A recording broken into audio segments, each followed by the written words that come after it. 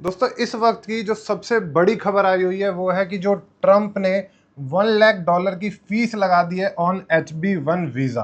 तो इस वीडियो में हम डिस्कशन करेंगे कि HB1 वीज़ा होता क्या है, कौन सी ऐसी इंडस्ट्री है जिसपे इसका सबसे ज़्यादा इफेक्ट पड़ेगा एंड उसके पॉजिटिव एंड नेगेटिव पॉइंट्स। तो चलिए स्टार्ट करते हैं। देखो दोस्तों, मैं आपको बिल्कुल ही आसान भाषा में इसे समझाने का ट्राई करूंगा कि इसका मतलब क्या है। HB1 वीज़ा जो कि हमारी जो यूएस प्रोवाइड करता है, ये एक टेम्पररी वर्क वीज़ा होता है।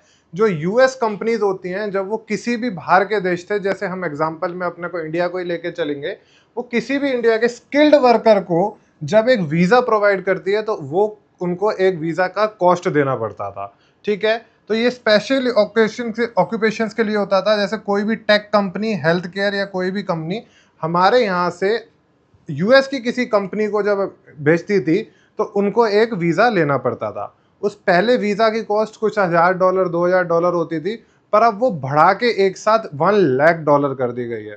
तो उसका इफेक्ट सीधा सीधा इंडियन कंपनीज पे आने वाला है, क्योंकि सारा जो भी कॉस्ट होती थी, मैं एग्जांपल लेके चलता हूँ। मान लो इन्फोसिस अपना कोई भी एम्प्लॉय यूएस में किसी कंपनी को भेजती थी, तो उनको सिर्फ $1000 $2000 की वो कॉस्ट पड़ती थी, पर अब वो $1 लाख कर दी है। यानी कि अब जो कंपनीज हैं, जो यूएस कंपनीज हैं, वो इंडिया की किसी पर्सन को बुलाएंगे ही नहीं। वो यही चाहेंगे कि यूएस से ही पर्सन को उठाया जाए एंड उसी से काम कराया जाए।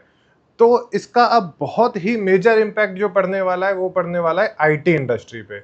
आईटी इंडस्ट्री के कौन कौन से ऐसे स्टॉक हैं जिस पे इसका मेजर इम्पैक्ट पड़ेगा, क्योंकि हमारी आईटी कंपनीज ही ऐसी कंपनीज हैं जो कि वहाँ से हमारी स्किल्ड लेबर यूएस जाती थी एंड वो वहाँ पे काम करते थे। तो चलो सबसे पहले देख लेते हैं। सबसे मेजर इम्पैक्ट इसका आ सकता है इन्फोसिस पे। क्यों?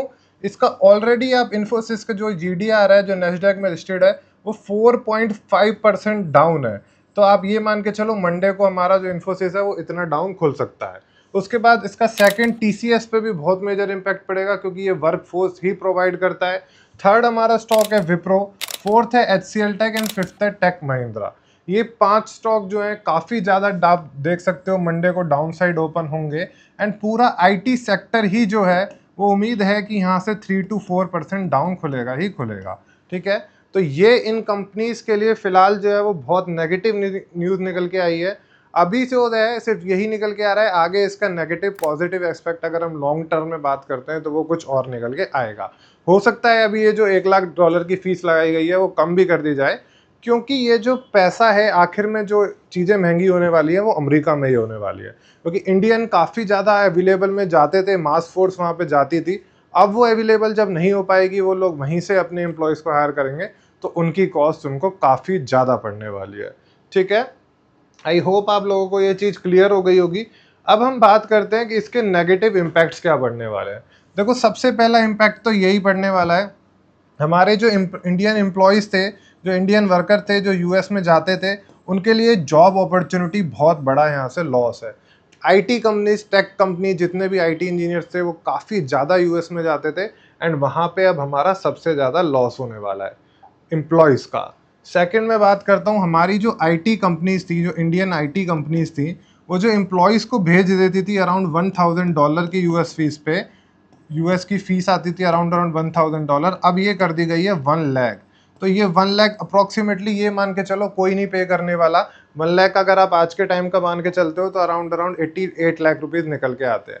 तो खाली वीज़ा फीस ही अगर 88 लाख होगी तो कौन सी कंपनी अपने को एम्प्लॉय को भेज पाएगी। जो हमारा वहाँ से ऑन साइड बिजनेस आ रहा था वो अराउंड अराउंड डाउन जाएगा। कंपनीज के जो मार्जिन है उसमें अगर आप देखोगे तो काफ़ी बड़ा डिक्लाइन देखने को मिल सकता है। मार्जिन डिक्लाइन की बात तो फिलहाल जो चीज़ें चल रही हैं, जो ऑलरेडी वर्क चल रहे हैं, उन पे इम्पैक्ट पड़ेगा। उसके बाद इनका जो रिवेन्यू है, इस केस में आगे इनको वो प्रोजेक्ट्स नहीं मिल पाएंगे, तो रिवेन्यू भी उस केस में हमारा नेगेटिव जा सकता है। इसके बाद वही जो कैरियर हर्डल एंड डिलेज की हम बात कर रहे हैं, जो हमने बात करी थी कि यूएस में जो जॉब अपॉर्चुनिटी होती है उसमें लॉस होगा। उसके बाद जो ऑलरेडी हमारे एम्प्लॉयज़ वहाँ पे काम कर रहे हैं उनको भी अब इस केस में प्रॉब्लम आने वाली है। ठीक है, थोड़ा सा अगर इसका हम आउट ऑफ द बॉक्स सोचते हैं तो कुछ हमें पॉजिटिव इम्पैक्ट भी मिल सकते हैं। पॉजिटिव आप पूछोगे सर ये पॉजिटिव कैसे हो सकता है? देखो हमारा जो इंडियन प्रोफेशनल्स हैं वो आप ऑलरेडी जानते हो कि वो कितना बड़ा टैलेंट है। तो हमारा जो टैलेंट है अब वो इंडिया में ही रहने वाला है एंड ये सीधा सीधा हमारे आईटी इकोनॉमिक सिस्टम को बूस्ट करने वाला है। उसके बाद मैं बात कर लेता हूँ आज के टाइम की। अब सब लोगों को पता है कि एआई का ज़माना है एंड पूरा इंडिया चाहे पूरा वर्ल्ड एआई में ही लगा पड़ा है। तो जब इतने बड़े बड़े प्रोफेशनल हमारे इंडिया में ही रहेंगे, यूएस जाके जॉब नहीं करना चाहेंगे, तो हमारा एआई इनोवेशन में भी यहाँ पे बहुत बड़ा बूस्ट मिलने वाला है। तो ये तो हो गई दो चीज़ें। इसके बाद अब हो क्या सकता है, अब इसमें एक चीज़ अगर हम थोड़ा सा और सोचते हैं तो आपको ये भी देखने को मिल सकता है। मान लो यूएस की कोई कंपनी है, मान के चलते हैं एनवीडिया की बात कर लेते हैं, तो वो सीधा सीधा हो सकता है कि यहाँ पे कंपनीज को आउटसोर्स ही कर दे, सीधा हमारी आईटी सेक्टर को आउटसोर्स कर दे वर्क। एंड कोई भी एम्प्लॉय ऐसा ना चाहे कि यूएस आके ही काम करे, वो ये चाहे कि जी आप हमारा काम करके दो और पेमेंट लो।